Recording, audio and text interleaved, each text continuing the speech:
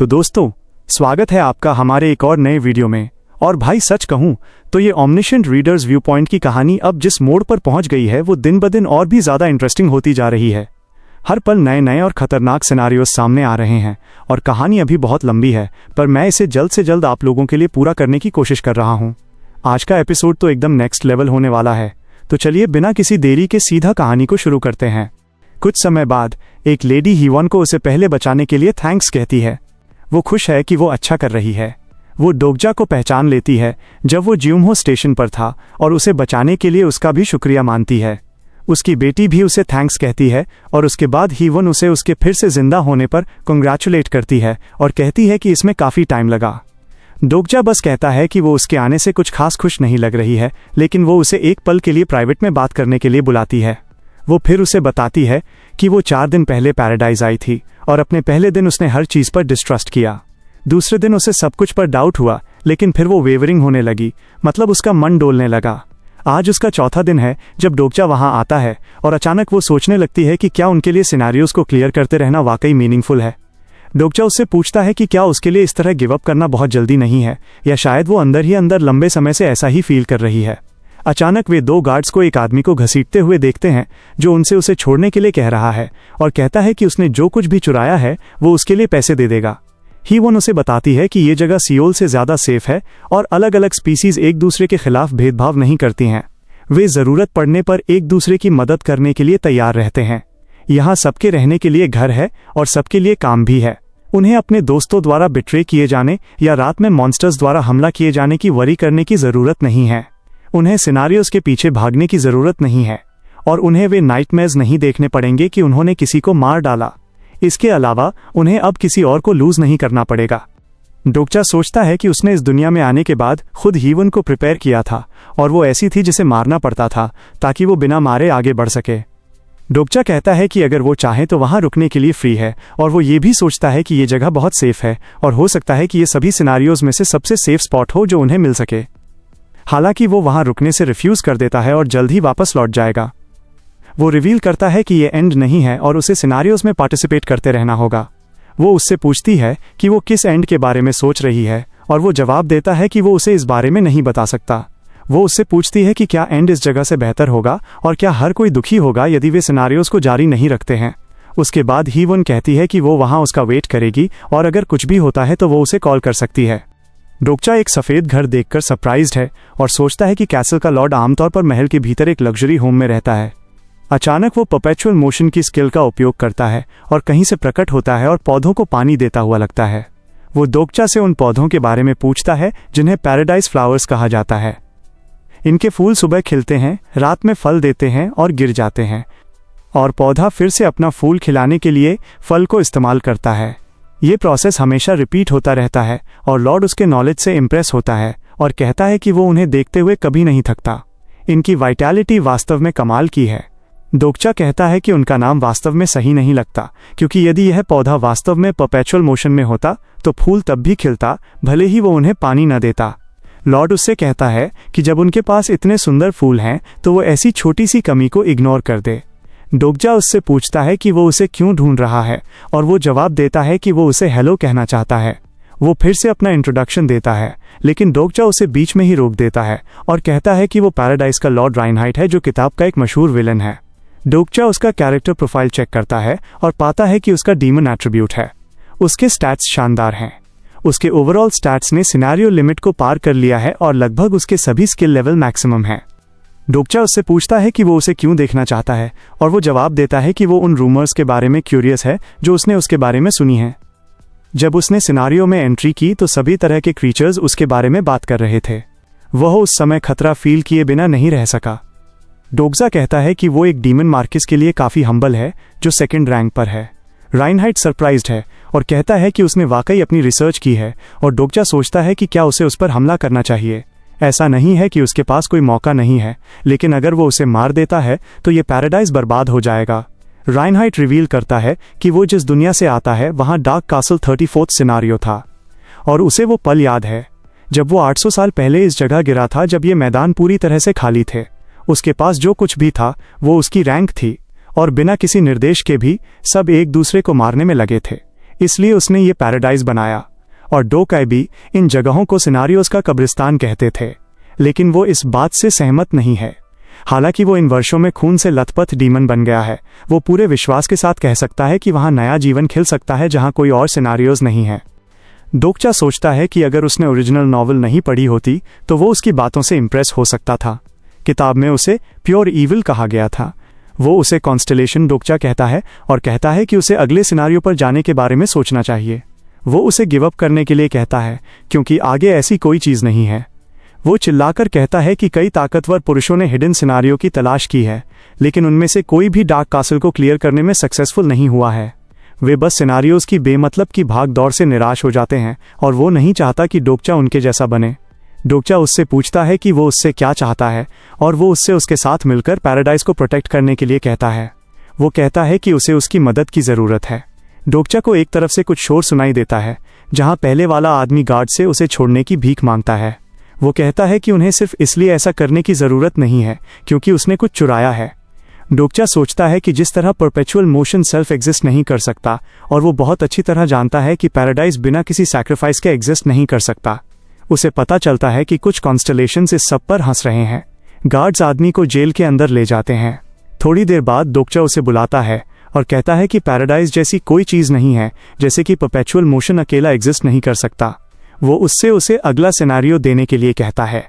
वो पहले से ही जानता है कि उसने इसे 700 साल पहले ढूंढ लिया था। राइनहाइट शॉक्ड है और पूछता है कि उसे इसके बारे में कैसे पता चला। डोकचा कहता है कि उसने खुद कुछ पावरफुल साथियों के साथ इसे चैलेंज किया था, लेकिन वो फेल हो गया और अकेला बचा। उसके बाद उसने ये पैराडाइज बनाया। डोकचा कहता है कि स्टार स्ट्रीम के सभी सिनेरियोज एक्साइटिंग बनाने के लिए होते हैं, लेकिन वहाँ कुछ भी ऐसा नहीं है। सब कुछ बहुत शांतिपूर्ण है और वो उससे ये उम्मीद न करने के लिए कहता है कि डोकाइबी के साथ उनका डील हमेशा बना रहेगा। ऐसा कोई रास्ता नहीं है कि स्टार स्ट्रीम इतने लंबे समय तक इस तरह की जगह को चलने दे। राइनहाइट फिर उसे कॉन्स्टलेशन डोकचा कहता है और पूछता है कि वो और क्या जानता है। वो जवाब देता है कि वो सब कुछ जानता है और शायद वे चीज़ें भी जो वो नहीं जानता। वो साफ कहता है कि राइनहाइट मर जाएगा और पैराडाइज कुछ समय बाद डिस्ट्रॉय हो जाएगा। डोकचा वापस आता है और ह्यून उससे पूछती है कि क्या उसने राइनहाइट से बात कर ली है। वो देखता है कि वो अभी भी शेकन फील कर रही है, शायद अपनी लॉयल्टी और उस कंफर्ट के बीच फंसी हुई जो पैराडाइज उसे देता है। वो उसे बुलाता है और पूछता है कि क्या वो शॉपिंग पर जाना चाहती है। राइनहाइट उसे दूर से देख रहा है। वो सोचता है कि भले ही डोकचा एक कॉन्स्टलेशन है, फिर भी वो केवल आधा है। स्टार स्ट्रीम में 72 डीमन किंग्स को नए बने कॉन्स्टलेशंस को खाते हुए देखना बहुत कम होता है। अचानक उसे नोटिफाई किया जाता है कि कॉन्स्टलेशन अबिसल ब्लैक फ्लेम ड्रैगन उसे चेतावनी दे रहा है कि वो डोकचा की बातों को हल्के में न ले। वो शॉक्ड है कि अबिसल ब्लैक फ्लेम ड्रैगन भी, जो सबसे ईविल कॉन्स्टलेशंस में से एक है जिससे 72 डीमन किंग्स भी उलझना पसंद नहीं करते, उसका बचाव कर रहा है। राइनहाइट का मानना है कि पैराडाइज नहीं गिरेगा क्योंकि उसने 700 साल तक अकेले इस जगह को बचाया है और जब तक वो वहां लड़ता रहेगा तब तक कभी नहीं हारेगा। इसी बीच पैराडाइज में डोकचा और ह्यून सड़कों पर चल रहे हैं। वो कहती है कि काफी समय हो गया है जब वे इस तरह रिलैक्स होकर टहल पाए थे। हीवन उससे पूछती है कि क्या कोई ऐसी चीज है जो वो उससे पूछना चाहता है। वो बदले में पूछता है कि उसे क्या पूछना चाहिए। वो कहती है कि वो उसके फेवरेट कलर्स या खाने के बारे में पूछ सकता है और वो जवाब देता है कि वो एक ब्लाइंड डेट पर भी ये सवाल नहीं पूछेगा। वो पूछती है कि क्या वो कभी किसी ब्लाइंड डेट पर गया है। वो सोचती है कि उन्होंने कभी ऐसी चीज़ों के बारे में बात नहीं की। उन्होंने कभी ये शेयर नहीं किया कि वे क्या करते थे, वे किन स्कूलों में गए थे या उनके सेल फोन नंबर भी। उसे लगता है कि अब शुरू करने में बहुत देर हो चुकी है। वो दुखी लगती है और कहती है कि वे आत्माएं जिन्हें वे याद करते हैं वहां नहीं होंगी, भले ही वे वापस लौट आएं। वो पूछती है कि उन्हें सिनेरियोस को क्यों जारी रखना चाहिए जब सब कुछ जो वे जानते थे वो बहुत पहले खत्म हो चुका है। डोकचा उसकी तारीफ करता है। वो कहता है कि वो तलवार के साथ अच्छी है, शांत और सख्त, अन्याय के सामने किसी और से भी ज्यादा, खासकर जब वो किसी को कमजोरों के खिलाफ पावर का गलत इस्तेमाल करते हुए देखती है। वो हमेशा खुद को फ्रंट लाइंस पर रखती है और कभी एक बार भी शिकायत नहीं करती है। वो लोगों पर आसानी से ट्रस्ट नहीं करती, लेकिन वास्तव में बहुत अफेक्शनेट है। वह पहली व्यक्ति भी है जो तब दौड़कर आती है जब कोई साथी खतरे में पड़ता है। वो कहता है कि वो उसके बारे में काफी जानता है। वो जवाब देती है कि वो उस टाइप की इंसान नहीं है। डोकचा कहता है कि वो उसके बारे में ये चीज़ें केवल इसलिए जानता है क्योंकि वे सिनेरियोज में हिस्सा लेते रहे, लेकिन उनके पास लौटने के लिए घर नहीं है। इसीलिए उसे लगता है कि उन्हें सिनेरियोज पर काम करते रहना चाहिए। तभी उसे पता चलता है कि जो आइटम उसने ऑर्डर किया था वो आ गया है। हीवान कहती है कि ये सब उसके लिए समझना थोड़ा मुश्किल है। डोक्जा जवाब देता है कि वो उसे किसी खास तरीके से रहने के लिए नहीं कह रहा है, उसे बस वैसे ही जीते रहना है जैसे वो हमेशा जीती आई है। उसने एक फायर ड्रैगन की हड्डी और एक डीमन के दिल से बना एक आइटम बनवाया था। ये वे चीज़ें हैं जिन्हें इस दुनिया में केवल हीवन ही इस्तेमाल कर सकती है। वो उसे सॉर्ड ऑफ जजमेंट देता है और कहता है कि जैसा उसने वादा किया था वे शॉपिंग कर रहे हैं। ये उसका प्रेजेंट है। कुछ समय बाद वे पैराडाइज छोड़ने वाले हैं।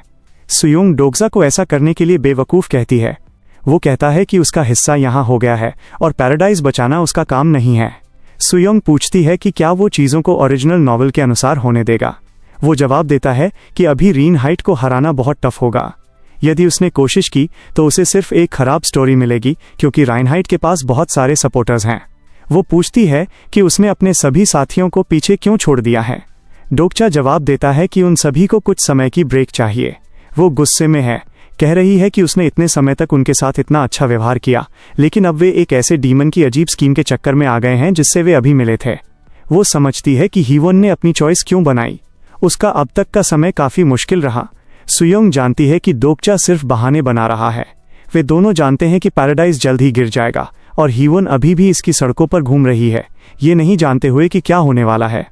वो उस तलवार पर खुश है जो उसने उसे दी थी और डोक्जा कहता है कि रुकना उसकी अपनी चॉइस थी, इसलिए उसे जिम्मेदारी लेनी चाहिए।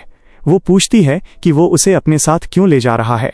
वो जवाब देता है कि वो उसकी मदद ले सकता है। अचानक वो उसे मुक्का मारती है और उसे बुरी तरह लात मारती है, ये कहते हुए कि उसे कुछ समय की ऑफ लेने में कोई दिक्कत नहीं होगी। वो अपना चेहरा डोक्चा की तरह रिफ्लेक्ट करती है और उसे मारती है। फिर वो पूछती है कि आगे क्या है। डोक्चा बस कहता है कि वे 3 से 4 दिनों के लिए सिनारियो के बारे में भूल जाएंगे और हिडन पीसेस का शिकार करके स्टोरीज इकट्ठा करेंगे। वो सरप्राइज्ड है ये सोचकर कि उसने हमेशा सिनारियोस पर फोकस किया। वो कहता है कि वो एक बार के लिए इसे दूसरों पर छोड़ देगा। अभी के लिए वे रिग्रेसर्स होने का नाटक करेंगे। अगली सुबह हीवॉन को पैराडाइज के बर्बाद होने के बारे में एक डरावना सपना आता है। वो दिनों से इसके बारे में सपने देख रही है, ये सोचकर कि ये इसलिए हो सकता है क्योंकि उसने वहां गार्ड्स की कैप्टन बनने के ऑफर को ठुकरा दिया था। जब भी वो जागती है वो सॉर्ड ऑफ जजमेंट को रोते हुए पाती है। तलवार केवल तभी रोती है जब बुराई पास होती है, लेकिन उसने बुराई जैसा कुछ भी नहीं देखा है। वो दरवाजे की ओर चलती है और बाहर देखती है, ये सोचते हुए कि वहां क्या बुराई है। दूसरी तरफ गिलियन कहता है कि डोक्जा ने उन्हें अकेला छोड़ दिया है। जिहे कहती है कि उसने उन्हें वहां रिलैक्स करने के लिए छोड़ दिया। उसने उससे पूछा कि क्या वो जानती है कि मेन कैरेक्टर्स अपने साथियों को क्यों छोड़ देते हैं। वो चिल्लाकर कहता है कि ऐसा इसलिए है क्योंकि उनके साथी अंत में रास्ते में आ जाते हैं और डोक्जा ने उन्हें छोड़ दिया क्योंकि उन्हें अभी यूजलेस माना गया था। जिहे को गुस्सा आता है और पूछती है कि गिलियन को कैसे लगता है कि डोक्जा मेन कैरेक्टर है। वो कहती है कि अगर कोई है तो मास्टर जुनह्योक को मेन कैरेक्टर होना चाहिए। वो सोचती है कि पिछले 4 दिन बहुत शांतिपूर्ण रहे हैं और उन्होंने उस दौरान जो कुछ भी किया है वो अपनी स्किल्स को ट्रेन करना और डोक्चा द्वारा छोड़ी गई सलाह पर विचार करना है। डोक्चा ने गिलियन को अपनी स्किल्स को लंबे समय तक टिकाए रखने की सलाह दी। यदि उसके पास कोई कॉइन्स बचे थे तो उसने पेशेंस या इंडोमिटेबल परसिस्टेंस खरीदने की सिफारिश की।